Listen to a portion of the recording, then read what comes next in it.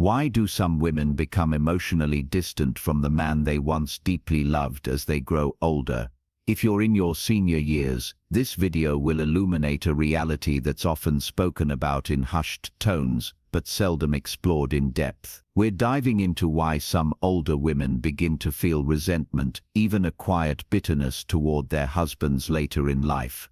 And before jumping to conclusions about nagging or emotional changes, take a moment. There's more to it than that. These emotions don't appear all at once. They develop gradually over years, often in silence, and sometimes with great emotional weight, until they can no longer be ignored. Whether you're a husband trying to understand your wife or a woman who finds herself silently agreeing with these words, know this: the goal here isn't to assign blame, it's to bring clarity. Because by uncovering the deeper reasons behind this emotional shift, we open the door to healing, reconnection, or at least a sense of understanding. Stick with me, the final reason we'll discuss may catch you off guard. For some, it may feel like looking into a mirror. Reason 1: the loss of shared purpose.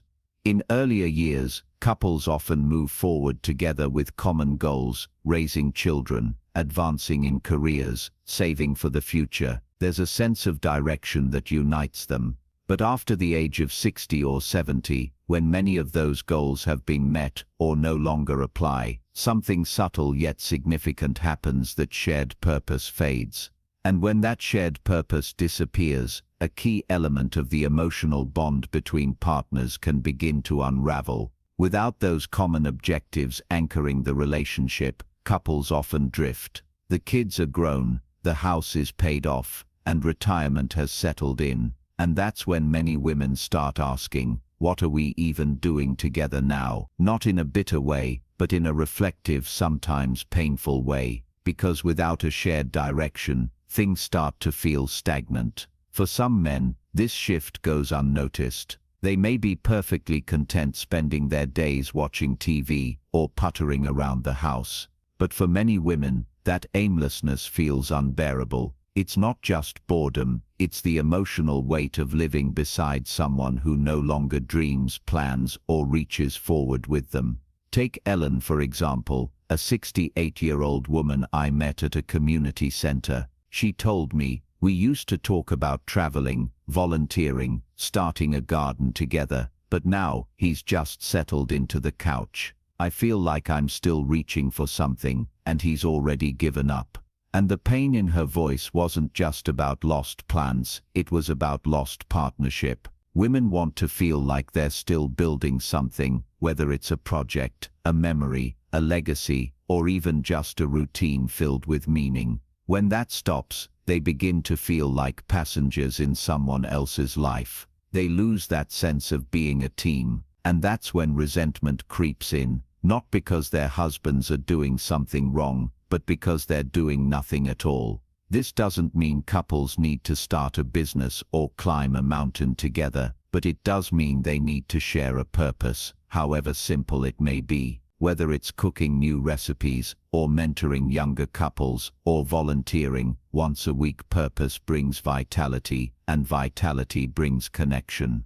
If you're a husband watching this, I urge you, don't settle into passivity. Don't assume that quiet is peace. Sometimes silence is just distance in disguise. Your wife may be longing for that spark of shared energy again, that sense of we're still in this together. Reignite it, even in small ways. And if you're a woman watching and nodding through this, let me say this clearly: you are not selfish for wanting more than just coexisting. You are allowed to seek joy, passion, and purpose in your later years. In fact, you deserve it more than ever, because life didn't stop when you turned 70, and neither did your heart. Number 2. Communication breakdown. What starts as a small crack in communication often turns into a canyon. Over time, many couples stop truly talking to each other. Sure, they may still exchange words. "Dinner's ready. Did you take your pills?" But the deep, honest, heart-to-heart conversations fade away, and without that kind of communication, connection begins to wither.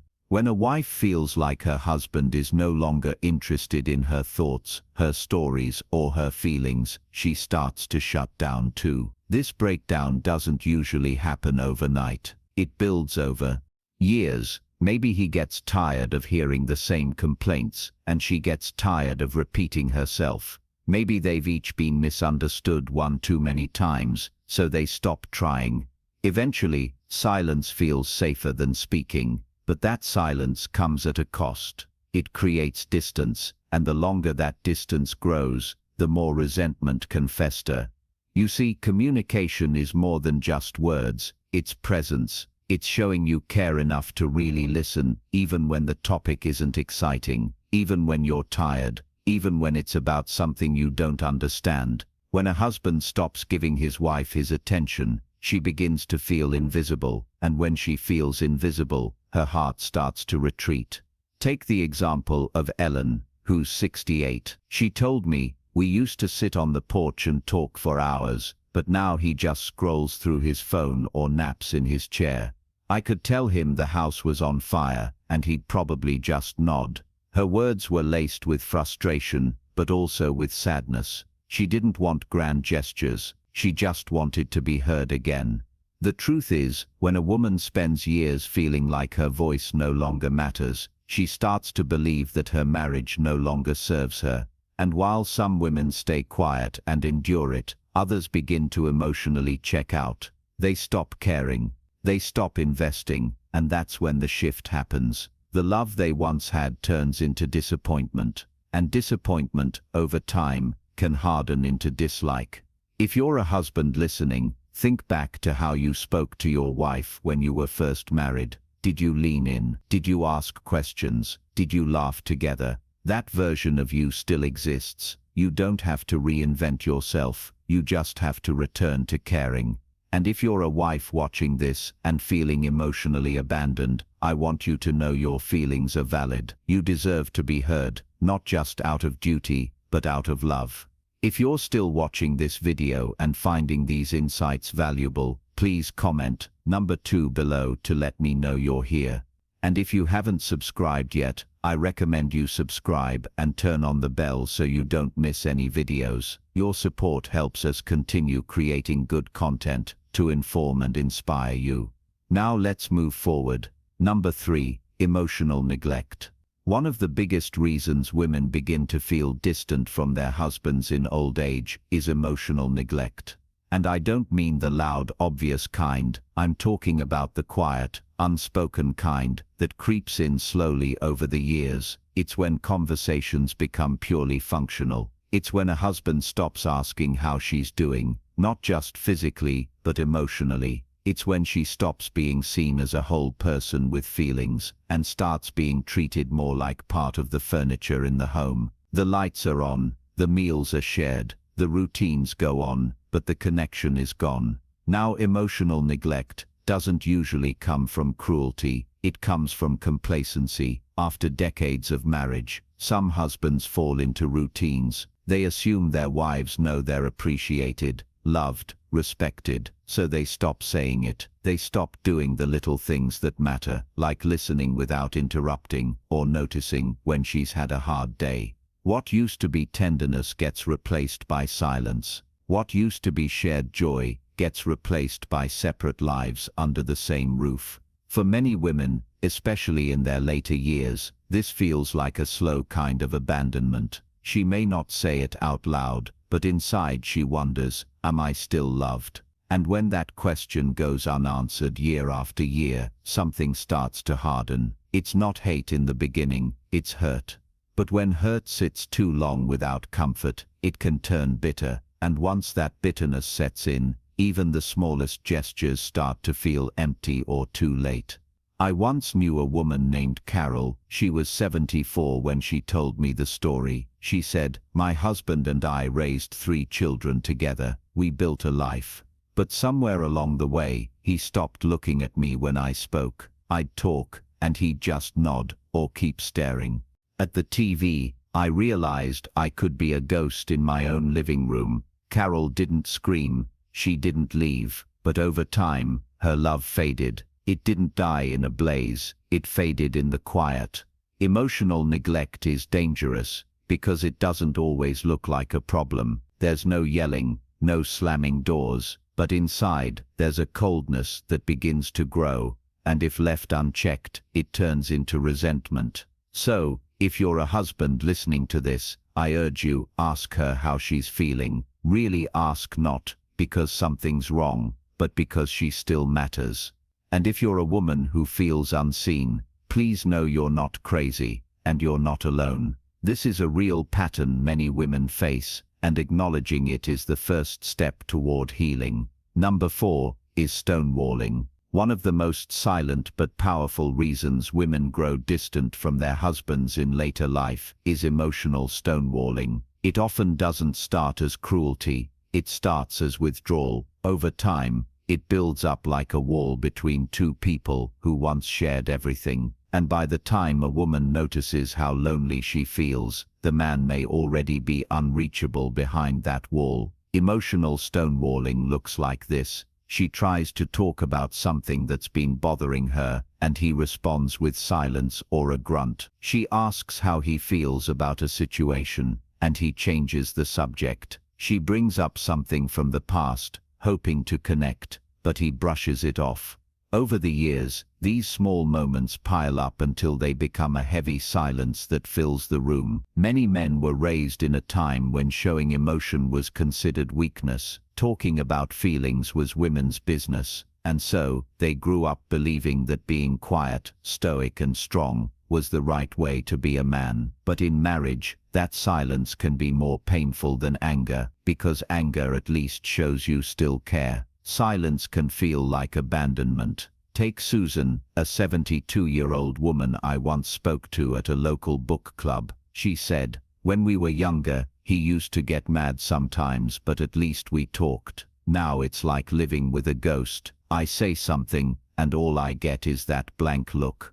I feel invisible." That word invisible is one of the most heartbreaking words a wife can say about her husband. Emotional stonewalling doesn't always come from a place of malice. Sometimes it's from fear. Fear of conflict, fear of saying the wrong thing, fear of being vulnerable. But the result is the same: a woman who feels unheard, unseen, and slowly unloved. And over time, that hurt can harden into resentment, because no one wants to feel like they're talking to a wall. What makes this so tragic is that it's often avoidable. Most women don't expect perfect communication. They don't need their husbands to spill their hearts every day, but they do need to feel like their words matter, like their emotions aren't being dismissed, like their presence still matters. If you're a husband watching this, and you've found yourself retreating into silence, I urge you, open the door a little. Say something when she speaks.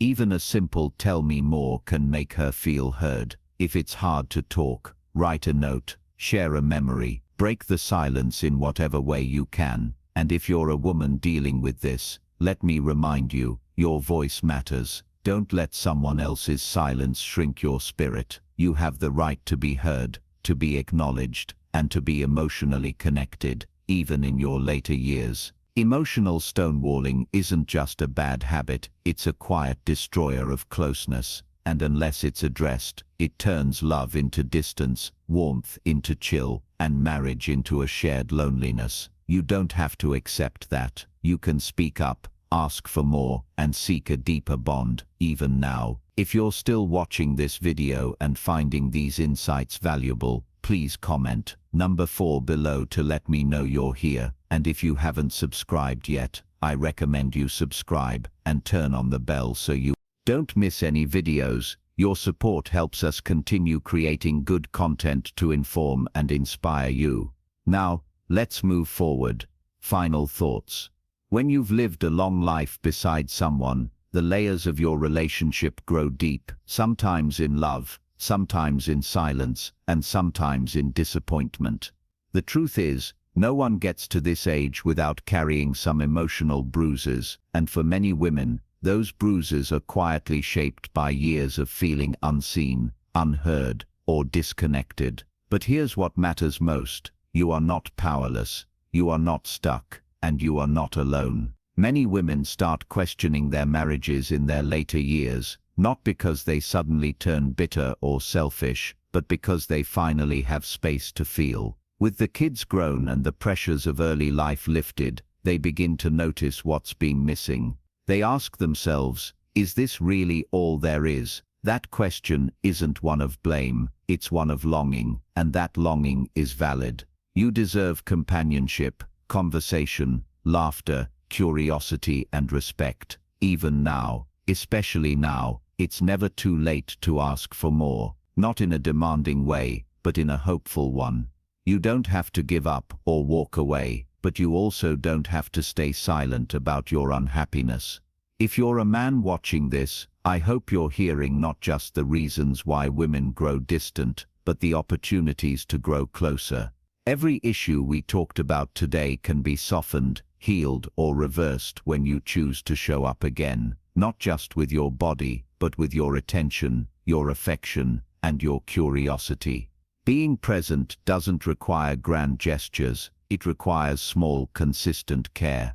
And if you're a woman feeling seen for the first time by these words, know that your feelings are valid. Don't shrink them. Don't hide them. You've spent a lifetime taking care of others. Now it's time to take care of your emotional truth.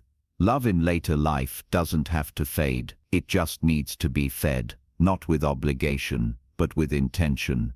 And sometimes the most powerful thing you can do is speak honestly, ask for change, and believe that you still deserve a meaningful connection. Thank you for joining us today. We'd love to hear from you. Leave a comment below and share one thing you learned today and how you plan to use it in your life.